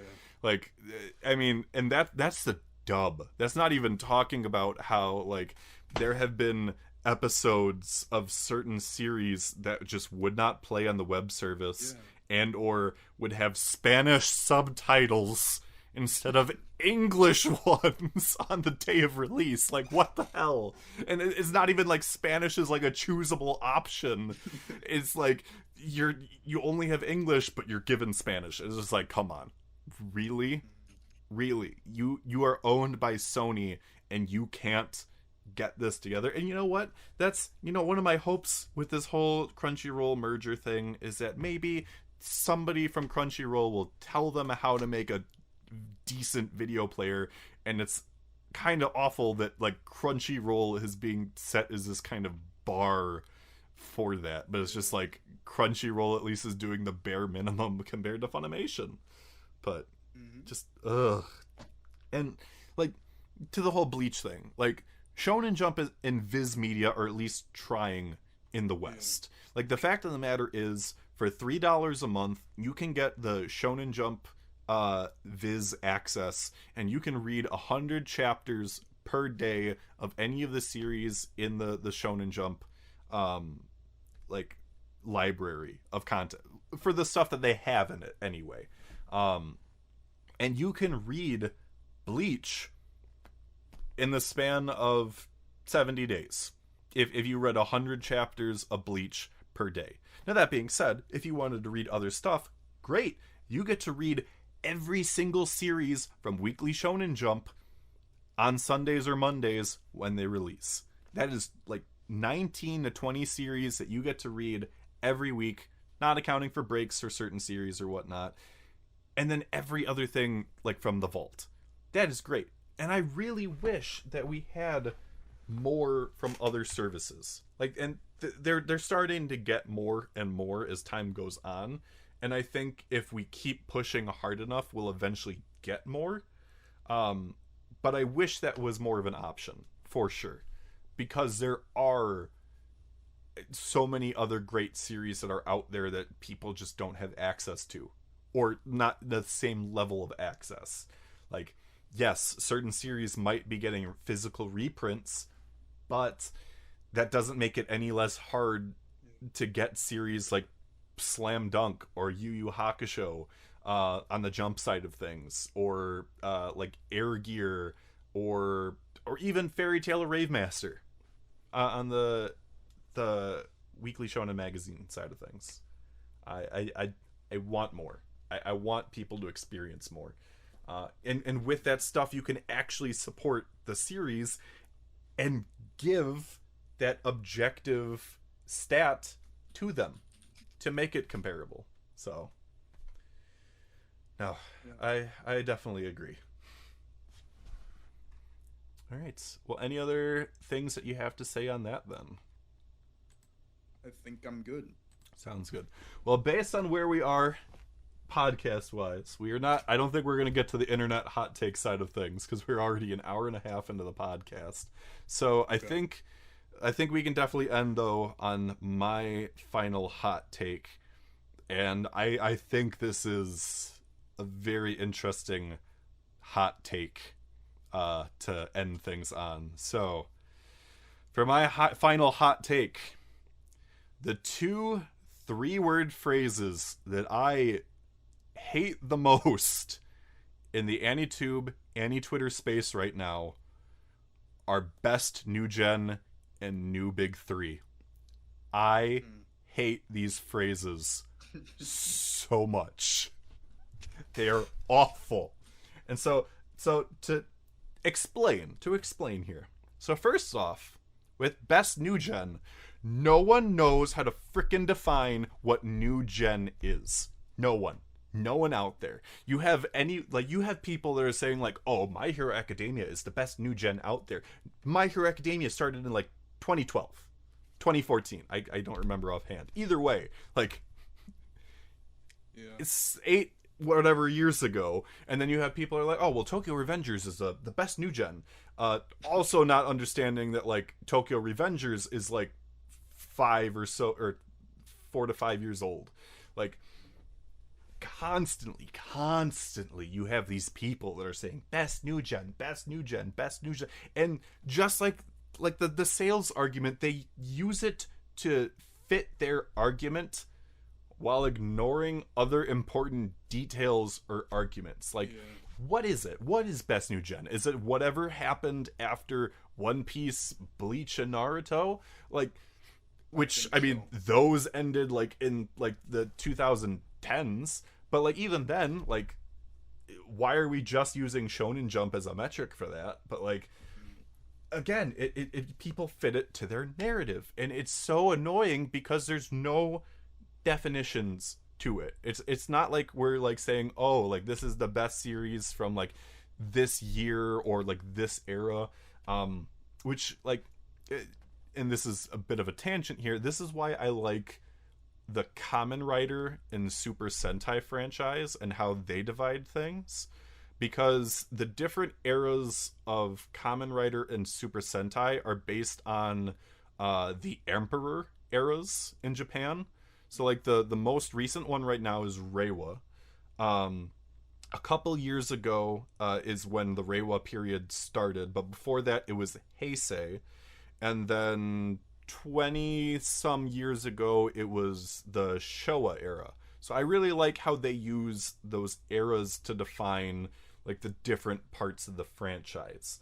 You don't necessarily get to see that in Shonen. Like, well, obviously, no one talks about that in Shonen Jump because that wasn't like a part of that culture. But like, we could have totally defined things by years. But again, people are like, it's best new gen, best new gen. It's just this generic best new gen, and it's annoying. I will say that. I don't know what your thoughts on best new gen are, but I know you yourself have also seen best new gen thrown around everywhere. Yeah. And so to me, I think that best new gen personally stems from a place of insecurity around someone's favorite series, or maybe not even insecurity. Maybe they feel like people will jump them for saying best anime or best manga of all time. Mm-hmm. Because to me, right, like the only reason why I think people like Black Clover, MHA, JJK fans argue best new gen is because they don't want to compare their series to the big three, to Dragon Ball, to Full Metal, to Code Geass, to Death Note, to whatever came before it. Mm-hmm. I think it's like a way of like reducing competition so your take seems more reasonable. But also throwing in one more thing that I personally see a lot that I can't stand is I'm sure you see it too, every single day. I don't know when this started because I swear this wasn't happening all too long ago. It's this best female cast. Oh my god, that was another thing I wanted to talk about, but like, yes, go ahead. And as much as I think that doesn't really matter and it's not really something that we should be arguing about too much, the most like weird part to me is I never even see any arguments. I just see best female cast and I just see Noelle hype 24/7. Just nothing besides people talking about Noelle. Maybe sometimes Nobara, but that's it. I mean, I just think if we're talking about best female cast, we need to throw things like Bleach in there. You know, Rukia, really solid Deuteragonist. But that's besides the point. Yeah, no, with that, it makes you think that people only read 3 series, and, like, they don't appreciate more of the female cast of certain series. In my own personal opinion, right now, at least for Weekly Shonen Jump, my favorite female cast is actually from Undead Unluck. I love the female cast in Undead Unluck, and I think it's one of the best. In my opinion, it has one of the best female protagonists in Jump right now. Fuko is absolutely incredible. Her growth in the entire series so far has been fantastic. I think that she runs circles around some of the other characters in Jump, but like you said, people don't put up the arguments. And if they do put up an argument, it's paper thin. And again, you can kind of tell, well, you didn't really read more than 3 series. you really didn't read into these other characters. And like we have said multiple times in this podcast, they don't understand nuance. They don't. And it is absolutely annoying. But to circle back to what you said, I think you made a fantastic point about people putting best new gen as a qualifier to try and diminish the competition that they have there. Because yes, like when you say best new gen, yes, you are excluding anything that is from the ambiguous pre-gen or whatever that was. It's just like, no, that's excluding all of those series. Those aren't new gen from 2000 to 2021. No, it's awful. It really is. And the reason, okay, and then transitioning into why I hate the topic or the phrase new big 3. I don't think people truly understand the gravity and the culture that came with being part of the big three. So the big three, the big three, in all honesty, is more of a Western interpretation of it. Since obviously Weekly Shonen Jump had all these other series that were running at the same time, along with Naruto, One Piece, and Bleach. But it was really the West that really made them as big as they were and titled them the Big Three. And when they were that Big Three, it was a very different time. When you had a lot of people that were just celebrating that there were these three big series, compared to nowadays, where you have the fandoms of those three said the series at each other's throats. And the same can be said about other series. Like, we're never going to get to this point again where you'll have almost like this unified approach to thinking, oh man, these are the best three series, because you'll have people that are arguing like crazy about what these like the oh, this series doesn't belong in the new big three or stuff like that.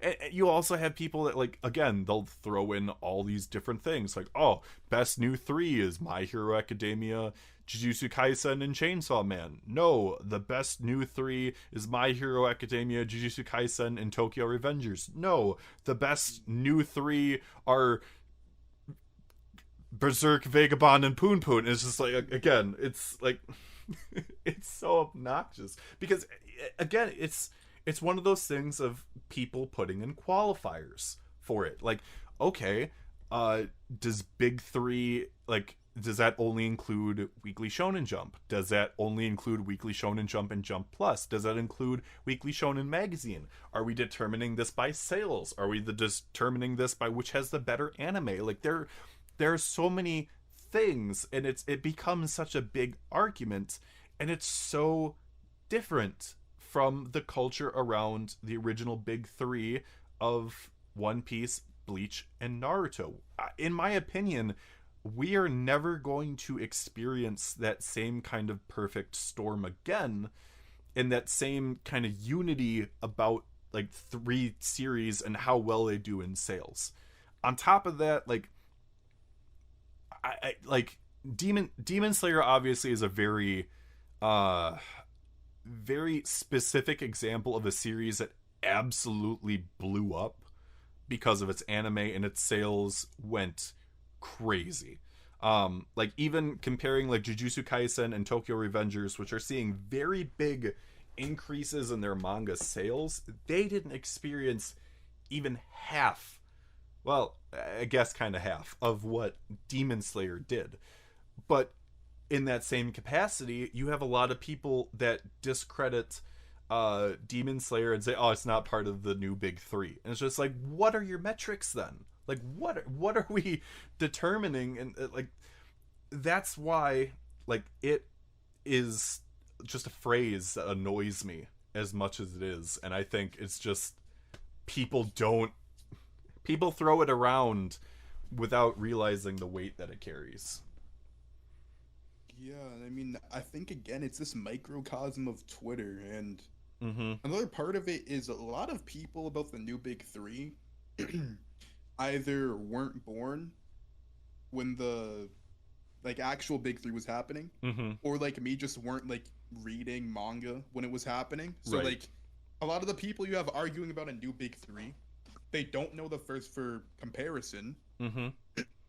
And also, like, the Demon Slayer thing, it's just really funny to me because the series is, without a doubt, very, very popular, obviously. Mm-hmm.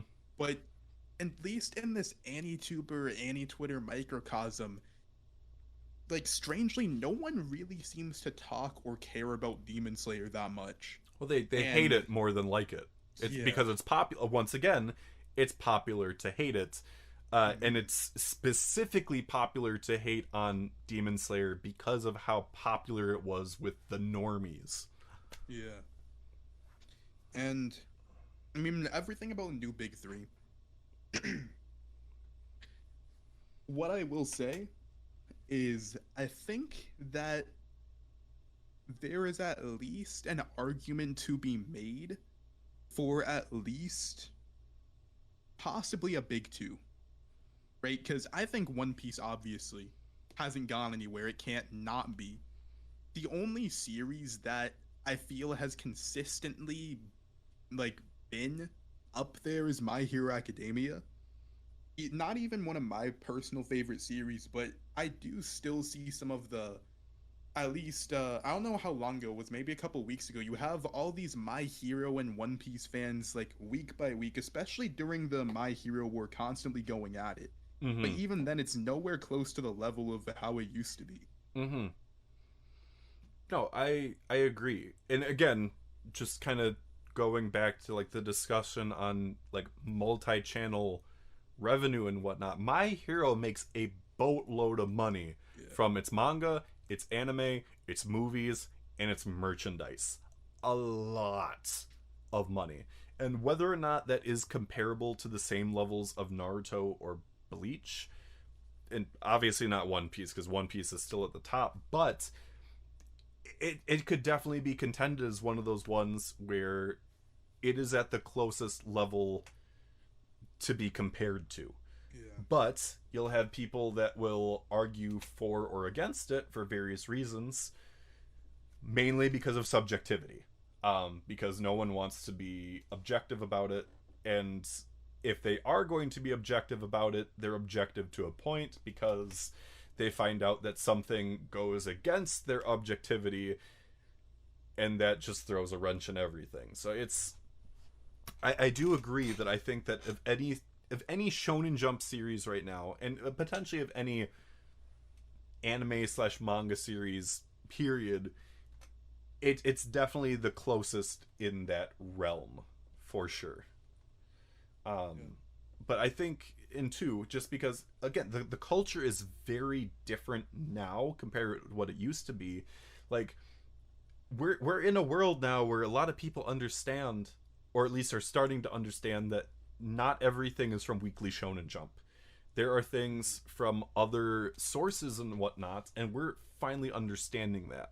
So the concept of a new big three, like I said before, is just like what are the parameters for it? Because there are great things coming out of everywhere, and it's not just Shonen Jump. So like, if you're gonna say new big three, are you gonna keep it that way? And like, if so, is it actually, you know, objectively or subjectively bigger than these series from another platform? And if it's not, then why is this part of the big three and this isn't? So like, again, just more fuel for my fire of why I hate that term, just because there's so much that goes into it, and people are trying to just pigeonhole it into like one niche explanation when they're way more layers than they think. Yeah. But yeah. Just one quick question before we end. Do you think we have time for one more micro take? Like a really small Yes, one? absolutely. Okay, so again, since we were just talking about Demon Slayer, this whole, and you probably know what I'm gonna say already, carried by animation. Mm-hmm. So, two things, and again, it's the nuance of Annie Twitter, and maybe just the nuance that people in general just lack, right?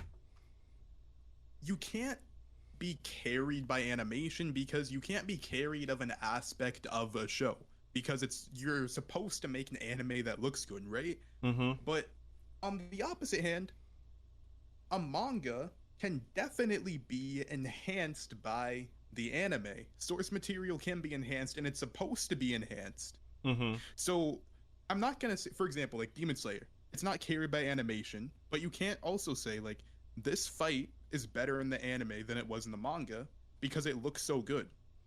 And that's definitely a thing. Mm-hmm. And I think the example that really opened my eyes to this is I don't know if you've seen any of the Fate series or not, but I'm currently watching Fate Zero. I forgot what I think the other one was Fate Stay Night. Yeah, I watched Fate Stay Night. Um, this is probably gonna piss off a lot of Fate stands, but that was That's not assuming that a they're. good series. Oh, I was gonna say that's assuming that they're even listening in 2 hours into the Yeah. podcast, but you know, Yeah. it is what it is. Yeah, I mean, and I was really fighting to like not say Fate Stay Night is carried by animation. But I definitely think that a lot of the hype has to come from how quality the animation is, because I don't necessarily think that the story is anything that like spectacular. I think a lot of the characters were bland, but I don't want to say something's outright carried by animation because that is an aspect of it. And even if it is, does that necessarily mean it's a bad thing to be carried by animation or have animation be something of it? Like the art of the series is half of the series. I mean, arguably might not be half of it, but you know, like you're listening to it, you're watching it. It's definitely a big part of the series, and you know, having a good adaptation isn't a bad thing. Like it's not like a lot of people arguing, you know, if my series had better animation, it would be top one. Everyone would love it. At the end of the day, it's just unlucky that your series didn't get a good adaptation, but you can't take it away from other series. Yep. How dare you be visually appealing? How dare you? No, and that's the thing, is that like for Demon Slayer, the reason why the animation is able to pop off as much as it does is because the manga gave them the vehicle to use. It's like the concept of these different forms of breathing given visual effect is what allowed them to give us what we got. And like you said, it's one of those unfortunate things of like, depending on what studio wants to give what budget, you have some series that have worse adaptations than others. That's how it is.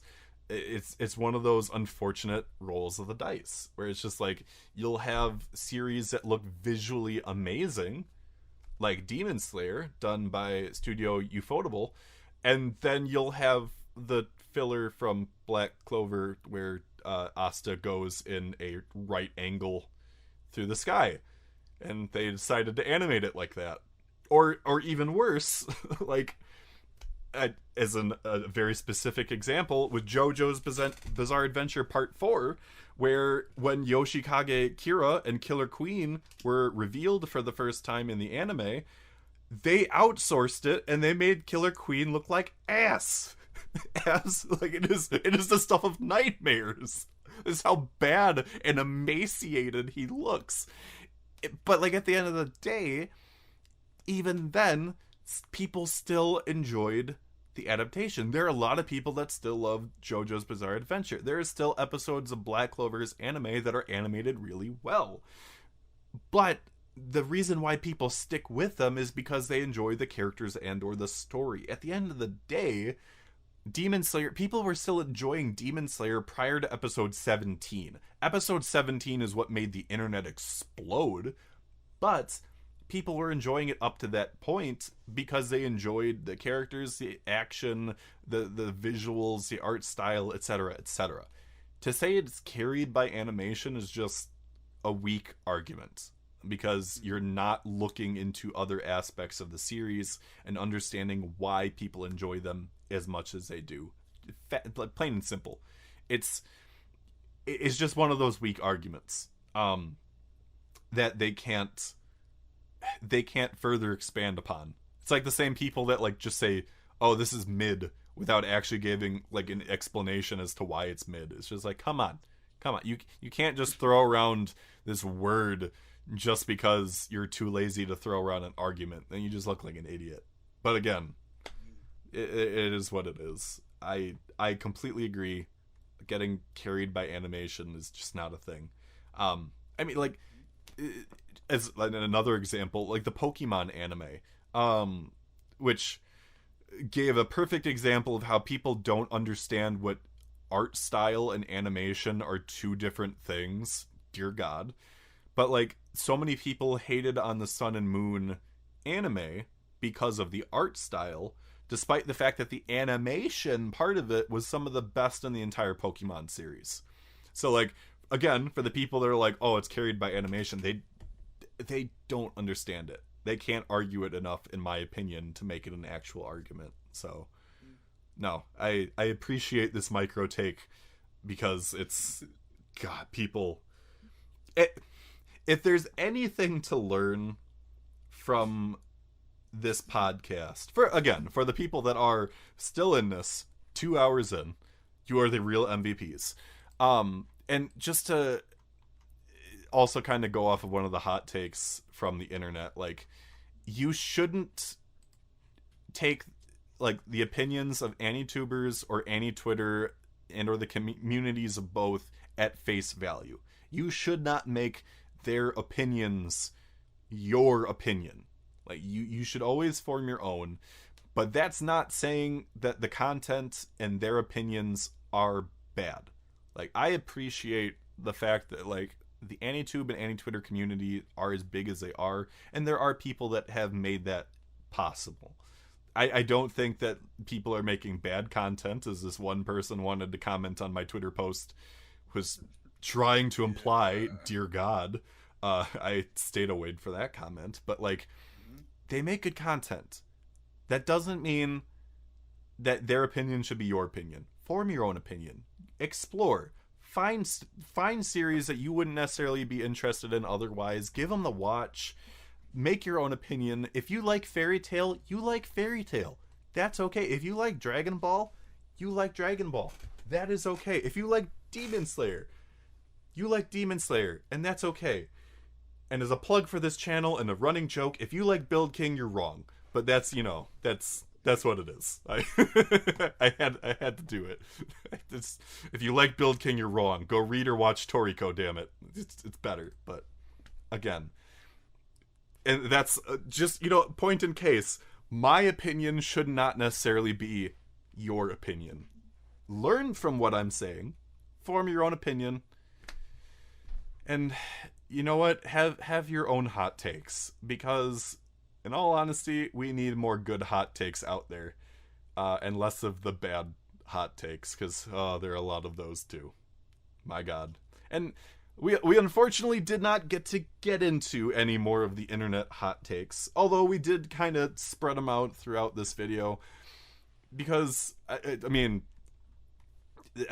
we just went as in-depth as we did on our own hot takes, and I think there were a lot of fantastic takeaways from this podcast, and I hope this is a positive experience for those people that listen. I know it was definitely a fun ride myself, being here and talking hot takes with you for 2 hours.